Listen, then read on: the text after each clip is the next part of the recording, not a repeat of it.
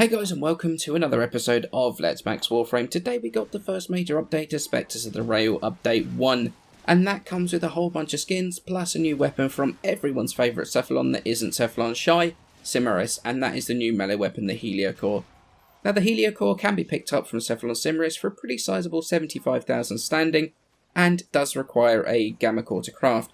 So what do you get after spending that rep? Well, you get a hammer with 140 base damage, 119 comes in the form of impact, 14 as puncture, 7 as slash.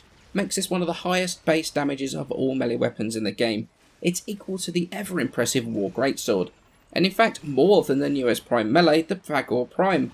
Now the supplemental stats aren't half bad either. 25% critical chance, 200% multiplier, means it is definitely well suited to the ridiculously strong Blood Rush body count combo. However, it does have a couple of downsides to it. Firstly is the attack speed of just 0.83. So slow, can feel very sluggish to get those Berserker procs stacked at first. However, once those have been stacked, it doesn't feel too bad.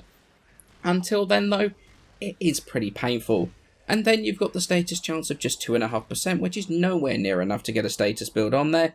It's actually so low that you're going to be lucky to get a status proc once in a blue moon. So you can't really rely on status to do anything for you, which is such a shame.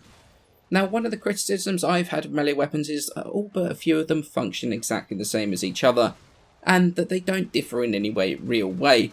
So is this the case with the Heliocor? Well, actually no, and this does come with a fairly cool little mechanic. Any enemy that you kill with it will be scanned for your codex. Now, this is music to my ears. As a colourblind player, scanning is one of the worst mechanics for me.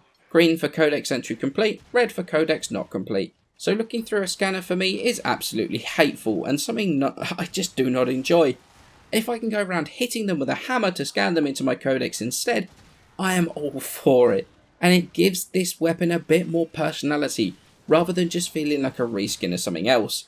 Stance wise, it matches Crushing Ruin stance. I don't see any need to really change that. It's a good stance, it's got a decent amount of momentum. So a standard 3E combo is easy to land, and the right click hold combo has got a 2x multiplier and a ground slam at the end of it. Gives it decent momentum, damage, and a bit of crowd control thrown in. Now in terms of the build themselves, we've got 3 former on here because it's crit weapon. So it's going to be exactly the same as basically any crit melee weapon. Prime pressure point, Blood Rush body count combo, Organ Shatter for crit damage, Berserker to work with the crits to increase the attack speed. And then we've got 2 90% elemental mods. We've got Corrosive for non-corrosive projection void, for Grenier and also for Infested, and Pure Toxin for the Corpus.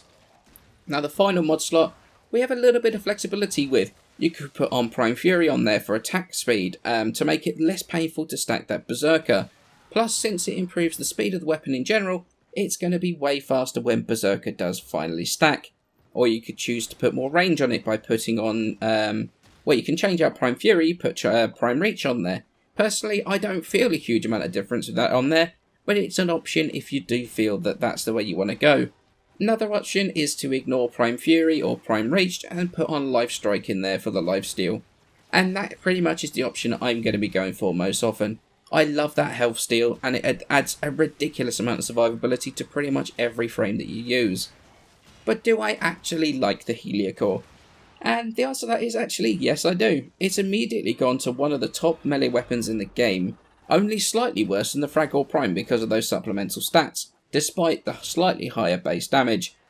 But more importantly, while it doesn't feel any different to the Fagor Prime actually using the weapon itself or anything like that, it does have a different mechanic that gives it a role, a specific purpose for existing. We need more weapons that have niche mechanics like this. Obviously, for those that have completely finished their codex, this isn't going to help you very much, or be much use to you. However, as I said earlier, I've always had problems with scanning because of the use of red and green to indicate whether it's scanned or not. And me being red or green colourblind, I don't have to care about that with this melee weapon. I could just hit things. I have so many ways now to be able to effectively scan.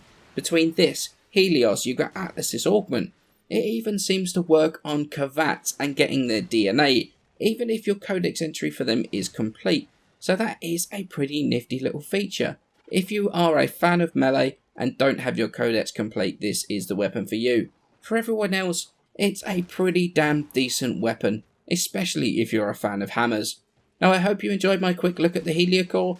and that you like the changes to the way I've actually edited the video, feel free to leave me some feedback in the comments below, and I shall see you in the next video.